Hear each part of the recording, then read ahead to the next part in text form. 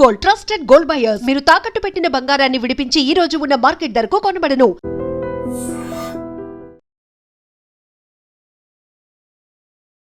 నమస్కారం, welcome to I dream. నేను మీ విజిత.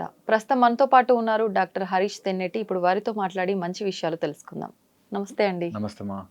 ఈ మధ్య కాలంలో సోషల్ మీడియా అనేది ఎక్కువగా జనాల్ని ప్రభావితం చేస్తుందని చెప్పొచ్చు. అంటే అది మంచిగా ఉపయోగపడుతుంది అని అంటే ఓకే, కానీ దాని చాలా నెగిటివ్ గా ఉపయోగించే వాళ్ళు కూడా ఉన్నారు. దానివల్ల లేడీస్ యొక్క కొన్ని విలువలు అనేది కాపాడుకోలేకపోతున్నామేమో అనిపిస్తుంది. ఆ సెల్ఫ్ రెస్పెక్ట్ అనేది దెబ్బతింటుంది. అంటే ఏదైనా ఒక లేడీ ఏదైనా చేసింది అని అంటే దాన్ని ఆధారంగా తీసుకొని ప్రతి ఒక్క లేడీ ఇదే చేసింది అనేటట్టుగా మొత్తం ఆడవాళ్ళందరినీ విమర్శించేటట్టుగా కూడా వెళ్ళిపోతుంది ఈ సోషల్ మీడియా ప్రభావం అనేది. నిజంగా ఈ ప్లాట్ఫామ్ ని మనం కరెక్ట్ గా ఉపయోగించుకొని వారి ఆత్మ గౌరవాన్ని వాళ్ళు కాపాడుకోవాలి అని అంటే ఎలా ఉపయోగించుకోవచ్చు అంటారు? ఇందులో చాలా లేయర్స్ ఉన్నాయి. అందులో ఫస్ట్ సోషల్ మీడియా అనగానే ఎవరో తెలియని వ్యక్తి చూస్తాడు అనే ఒక సెన్స్ ఉండి ఆపరేట్ చేసుకోవాలి. దట్ ఎక్కడికి వెళ్తుందో ఈ ఫోటో నేను ఆన్లైన్లో పెట్టేశాక it can go to any place, ఎవరి చేతిలోకైనా వెళ్ళొచ్చు. ఫోటో కావచ్చు, మనం చేసే స్టేట్మెంట్ కావచ్చు, మన ఐడియాలజీ కావచ్చు, ఏదైనా సరే ఒక నా ఫోన్ నుంచి బయటకు వెళ్ళింది అంటే ఎక్కడికైనా వెళుతుంది అనే స్పృహతో చేసుకోవాలి ఏది చేసినా కూడా. మినిమల్ యూజేజ్ అంటారు సోషల్ మీడియా కూడా. ఏదైనా నీకు రోల్ మోడల్ని తీసుకోవాలనుకున్నా, ఏదైనా చదువుకోవాలనుకున్నా, లేదా నేర్చుకోవాలనుకున్నా, లేదా కాసేపు బ్రేక్ టైం తీసుకోవాలనుకున్నా కూడా ఆ లిమిట్ అనేది కంపల్సరీ సెట్ చేసుకోవాలి.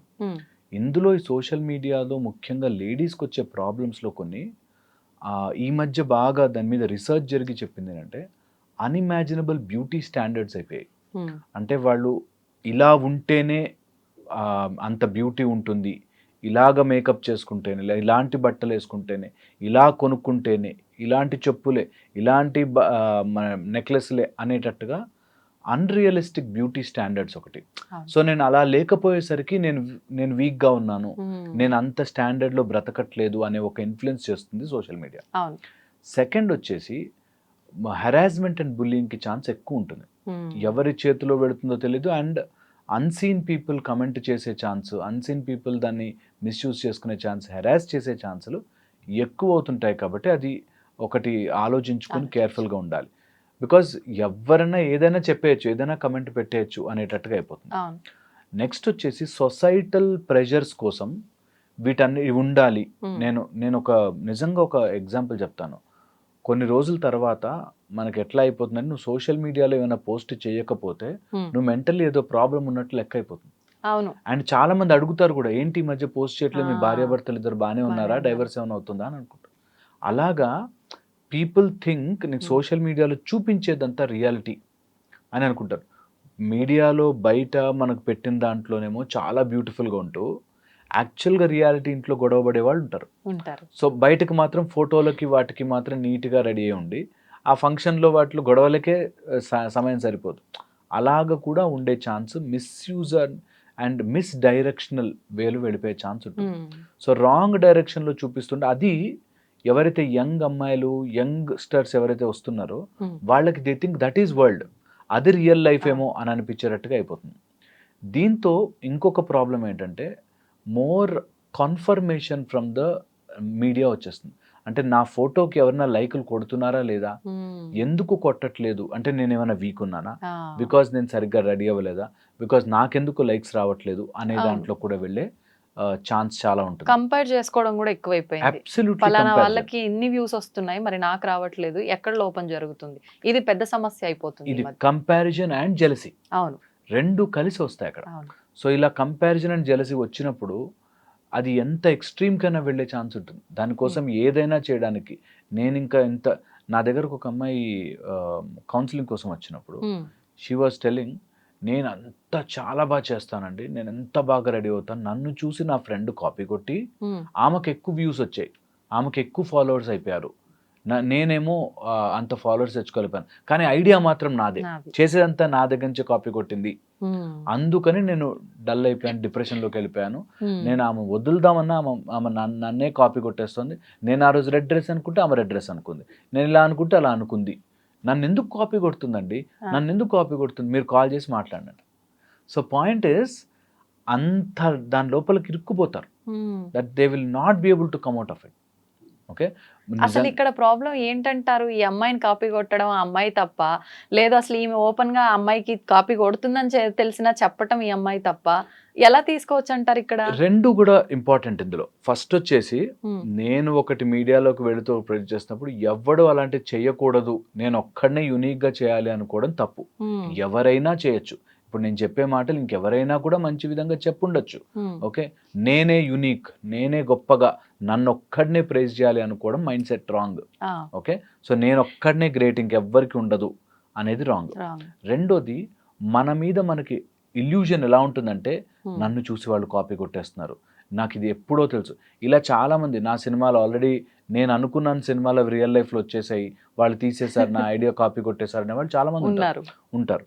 అలాగా అదొకటి. అంటే నేను చేస్తున్నా నాకంటే ముందు వాళ్ళు కనిపెట్టేశారు, పసిగట్టేశారు. ఇంకా ఉమ్, వెంటబడ్డారు, ఫాలో అయ్యారు, నేను ఇలా అనుకుంటున్నాను లోపలే తెలిసిపోయింది, సో ఏదో చేస్తున్నారు వీళ్ళు అనేటట్టుగా ఒకటి తయారవుతుంది. ఆ, దీనివల్ల ఏమవుతుందంటే, రియల్గా కూడా అంతగా ప్రాబ్లం ఉంటే కమ్యూనికేట్ చేసుకుంటాం, చెప్పము అనే సింపుల్ పాయింట్ కూడా మర్చిపోతారు వాళ్ళు. ఉమ్, ఆమె ఎందుకు అలా చేస్తుంది, ఆమె అలా చేస్తున్నట్టు తనకు బుద్ధి ఉందా, అసలు క్యారెక్టర్ ఉందా, ఈ టైప్లో they will just want to put వాళ్ళ ఎఫర్ట్ అంతా వాళ్ళకి అవతల వాళ్ళ మీద కేసేద్దాము ఉమ్, అని చెప్పి చూస్తుంటారు. అండ్ తీసుకోలేరు ఆ సక్సెస్ని. అవును. ఇతరులు సక్సెస్ అవుతుంటే they just can't bear it. నిజంగా కూడా they just can't bear it. ఆ జెలసీలో వస్తుంది అనమాట ఇవన్నీ మాటలు. ఉమ్, సో ఆమెకి నిజంగా చెప్పాల్సిన అవసరము లేదు, చెప్పినా ఎవరు మారు. నేను ఇది అండర్లైనింగ్ రూల్ అండి, ఆ, ఎవడు చెప్పినా ఎవరు మారరు. ఇది ఐ నో ఇట్. అంతే ఓకే, అంటారా? ఆ, 15 ఏళ్ళుగా వింటున్నా కదా, వాళ్ళకి ఆ సమయం వచ్చి అది తెలుసుకుంటే తప్ప ఉమ్. ఎంత చెప్పినా ఎవ్వరు మారరు. ఎవరికి వాళ్ళకి వాళ్ళు అది రియలైజ్ strike అవ్వాల్సిందే. అవ్వాల్సిందే, ఆ సమయం వాళ్ళకి రావాల్సిందే. ఉమ్, ఎంతమంది చెప్పిన. అందుకే రామకృష్ణ పరమహంస లాంటి గొప్ప గురువుకే ఒక్క వివేకానంద. అవును. ఆయన తలుచుకుంటే ఎంతమందినో తయారు ఎంతమంది. చేయొచ్చు. అంతే ఆ టైంకి వాళ్ళు అలా సింక్ అవ్వాలి, రావాలి. ఉమ్, సో అందుకని ఎవరికి చెప్పినా ఎవ్వరు మారండి. ఆ, అందుకే చెప్పడము చాలా చాలా తక్కువ చేసేయాలి. ఆ, చాలా చాలా ఏదో మా ప్రొఫెషన్ అది కాబట్టి మేము చెప్తున్నాం, కానీ లేకపోతే అసలు చెబితే ఎవ్వరు మారరు. ఉమ్, వాళ్ళకి ఆ టైంలో రియలైజేషన్ వస్తుంది కదా, చెప్పకపోయినా మారిపోతారు. ఉమ్, సో ఇది చాలా ఇంపార్టెంట్. అయితే ఆఫ్ ద టాపిక్, ఆమె విషయానికి వస్తే, అన్నెసరీ కంపారిజన్, అన్నెసరీ నేను చెప్తున్నాను తెలుసుకుంటుంది, నా ఫ్రెండ్స్ ద్వారా తెలుసుకుంటుంది, అందుకని చేస్తుంది అని ఒక ఇల్యూజన్లో ఉంటుంది. ఉమ్, ఓకే, సో దీన్ని కాంపిటేటివ్గా తీసుకుని నేను ఇంప్రూవ్ చేస్తాను, బెటర్ చేస్తాను అనుకుంటే పాజిటివిటీ. అవును. దాన్ని నేను అయ్యో ఇలా అయిపోయింది అనుకుంటే నెగిటివిటీ. ఉమ్, నువ్వు ఒక అమ్మాయితో పోటీ పడలేని దానివి, నిన్ను చూసి ప్రపంచంలో అందరూ ఎలా ఇష్టపడతారు, ఇప్పుడు మీడియా పెరుగుతోంది కదా, నీకంటే కాంపిటీటర్స్ వస్తారు కదా అన్నప్పుడు రియలైజ్ అయింది, అవును నేను I will take her as competition అని చెప్పి. లక్కీగా తనకు ఆ టైంకి అది అర్థమైంది. ఉమ్, లేకపోతే చాలా మంది వీడికి అర్థం కావట్లేదు, నేను ఇంకో దగ్గరికి వెళ్తా, ఉమ్, వాళ్ళు మెడిసిన్లు ఇస్తారు, అవును. లేకపోతే వాళ్ళు ఏదో మంత్రాలు చెప్తారనో, లేకపోతే వాళ్ళని ఏదైనా చేయించడానికి ఇలా వస్తుంటారు. సో వెరీ ఇంపార్టెంట్, దీన్ని చాలా జాగ్రత్తగా అర్థం చేసుకుని, social media comparison and envy um, ఉంటాయి, ఇది నిజం, ఉంటాయి. ఉంటాయి. సో మనం ఏం పోస్ట్ చేస్తున్నాము ఏంటి అనేది చాలా ఇంపార్టెంట్. ఉమ్, దీనికోసమే ఒక 5 minutes ఆఫ్ సెల్ఫ్ రిఫ్లెక్షన్ అందరు చేసుకోవాలి. దట్ నేను ఏది కంటెంట్ పెడుతున్నా ఆ, స్టాండర్డ్ నాకు సెట్ చేసుకోవాలి. నేను ఇంటర్నల్ వ్యాలిడేషన్ అంటారు. ఉమ్, నేను ఇది నాకు స్టాండర్డ్. అవతల వాడి వ్యాలిడేషన్ కోసం వెయిట్ చేస్తుంటే ఎప్పుడు డిప్రెషన్, ఎప్పుడు డల్నెస్. సో ఎక్స్టర్నల్ వ్యాలిడేషన్ కంటే ఇంటర్నల్ వ్యాలిడేషన్, ఆ వ్యాలిడేషన్కి నేను పెట్టుకున్న బౌండరీస్. Hmm. నేను జైళ్ళలో దొంగలతో లేకపోతే పెద్ద పెద్ద క్రిమినల్స్తో మాట్లాడినప్పుడు దే హ్యావ్ దేర్ రూల్స్, తెలుసా, ఆ, దొంగలకు కూడా ఉంటాయి. ఆ, అలాంటిది మనుషులు, మనము రెగ్యులర్ బీయింగ్స్కి రూల్స్ పెట్టుకోరు ఎందుకు? ఉమ్, నిజంగా కూడా రూల్ పెట్టుకోవాలి, నేను ఇది దాటి వెళ్ళను, దిస్ ఇస్ మై బౌండరీ, దీని తర్వాత నేను చెయ్యను because that's not safe for me um, అనే బౌండరీ వాళ్ళకి తెలియాలి. అది విమెన్కి ఎవరికైనా సరే, ముఖ్యంగా విమెన్కి. ఎందుకంటే ఎనీ ఎక్స్టర్నల్ ఫోర్స్ అండి, ఈ ప్రపంచంలో ఏ ఎక్స్టర్నల్ ఫోర్స్ అయినా మన మీద దెబ్బ కొట్టాలి అంటే, ఉమ్, ఓకే, మన కల్చర్ మీద, మన విమెన్ మీద, మన చిల్డ్రన్ మీదే కొడతారు. అవును. ఎక్కడి నుంచి అయినా, వెస్టర్న్ నుంచి కానీ ఇంకోటి ఎక్కడి నుంచి అయినా మన మీద ఇన్ఫ్లుయెన్స్ పడుతుంది అంటే ఉమ్, డైరెక్ట్ మన పిల్లల మీద కొడతారు. వాళ్ళ పిల్లల మీద ఎలా కొడతారు, మన విమెన్ మీద ఎలా కొడతారంటే ముందు మన కల్చర్ చెత్త, అవతల వాడి కల్చర్ గొప్ప అని ప్రొజెక్ట్ చేస్తారు. That is how the rub. అందుకని విమెన్ ఎవరైనా సోషల్ మీడియాకి కానీ, women or men whatever, but మేజర్గా ఇప్పుడు టాపిక్ విమెన్ అని వచ్చింది కాబట్టి చెప్తాను, బేసిక్గా ఈ ఇన్ఫ్లుయెన్స్కి పడద్దు. ఇంటర్నల్ వ్యాలిడేషన్ చేసుకోండి. నేను ఎక్కడి నుంచి కల్చర్ నుంచి వచ్చాను, దాన్ని ఎంత బ్యూటిఫుల్గా మార్చుకోవచ్చు. అడ్వాన్స్ అవ్వద్దు అన్నది కాదు పాయింట్. దీన్ని ఎలా తీసుకెళ్తారంటే అడ్వాన్స్ అవ్వద్దని చెప్తున్నాడు అనేటట్టు. అడ్వాన్స్ అబ్సల్యూట్లీ అవ్వాలి, బట్ దెర్ ఈస్ అబ్సల్యూట్లీ నీ కల్చర్, నీ ట్రెడిషన్, నీ ధర్మం అనేది ఒకటి పెట్టుకుంటే యు ఆర్ స్ట్రాంగ్ దెర్. నేను కదల్చలేరు ఎవరు. దాని తర్వాత ఎవడేమన్నాడు ఎవడేమంటాడు ఈజ్ ఆల్వేస్ సెకండరీ. అండ్ ఇది చెప్పాను కాబట్టి కంటిన్యూషన్ చెప్తున్నాను, సోషల్ మీడియా హెరాస్మెంట్ని సీరియస్గా తీసుకోండి. ఎవ్వరు కూడా సోషల్ మీడియా హెరాస్మెంట్ని లైట్ తీసుకోవద్దు. అమ్మాయిలు అయితే ముఖ్యంగా లైట్ తీసుకోవద్దు. ఎవడైనా అబ్బాయి తప్పుగా అందులో కమెంట్లు చేస్తున్నా అస్సలు do not even think, complaint ఇవ్వండి. సైబర్కి సెక్యూరిటీ, మీకు సైబర్ సెక్యూరిటీ వాళ్ళకి కంప్లైంట్ చెయ్యండి. ఎప్పుడు కూడా విమెన్ మీద హెరాస్మెంట్ అవుతుందంటే యాజ్ ఎ సొసైటీ పడిపోతున్నాం. అందుకని కంపల్సరీగా ఏ విమెన్ అయినా సరే ఆమె ఏదైనా చేయొచ్చు, కింద వాడికి అనే హక్కు లేదు. కరెక్ట్. Just not there. ఏదైనా కానీ నీకు అంతగా ప్రాబ్లం ఉంది వాళ్ళకి కంప్లైంట్ చేసే రైట్ ఉంటుంది. అంతేగాని నీ ఇష్టం వచ్చిన మాటలు మాట్లాడి అమ్మ అలీ బూతులు తిట్టే ఛాన్స్ ఎవ్వరికి ఇవ్వకూడదు. ఇవ్వకూడదంటే ఇవ్వకూడదు. అది చాలా మంచి మాటలు చెప్పిన వాళ్ళు కూడా తిడతారు, ఎందుకంటే దే ఆర్ నాట్ విజిబుల్, ఎక్కడా కూడా కనిపించరు. అందుకే ఈ నీచ ప్రవృత్తి అగెయిన్స్ట్ విమెన్, అగెయిన్స్ట్ మన చిల్డ్రన్, అగెయిన్స్ట్ మన కల్చర్ ఎంకరేజ్ చేయదు. That's for sure. అది చాలా చాలా ఇంపార్టెంట్. హోప్ఫుల్లీ ఇది అర్థం చేసుకుని ఎవరైతే విమెన్ కంటెంట్ క్రియేట్ చేస్తారో లేకపోతే సోషల్ మీడియాలో పెడతారో ఎవ్రీడే అప్డేట్స్, నా ఇంట్లో ఏం జరుగుతుంది, ఇవన్నీ అన్నెసెసరీ విషయాలు షేర్ చేయాల్సిన అవసరం లేదు. కరెక్ట్. సోషల్ మీడియాకి వెళ్ళాల్సినంత పని లేదు.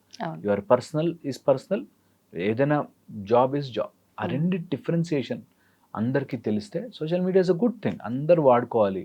అంత అడ్వాన్స్డ్ కల్చర్ని మనం ఎంజాయ్ చేయాలి. అట్ ద సేమ్ టైం ఆ లిమిట్ ఉంటే బాగుంటుంది లైఫ్.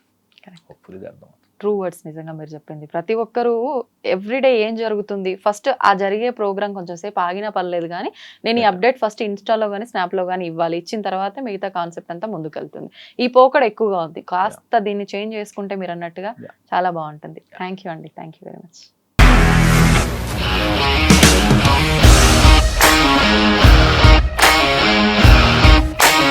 ఇండస్ట్రీలో కమిట్మెంట్ ఇష్యూస్ వస్తే నీకు కూడా వచ్చినట్టు? మార్నింగ్ తీసుకెళ్ళాడంటే కొట్టి పడేశాడు.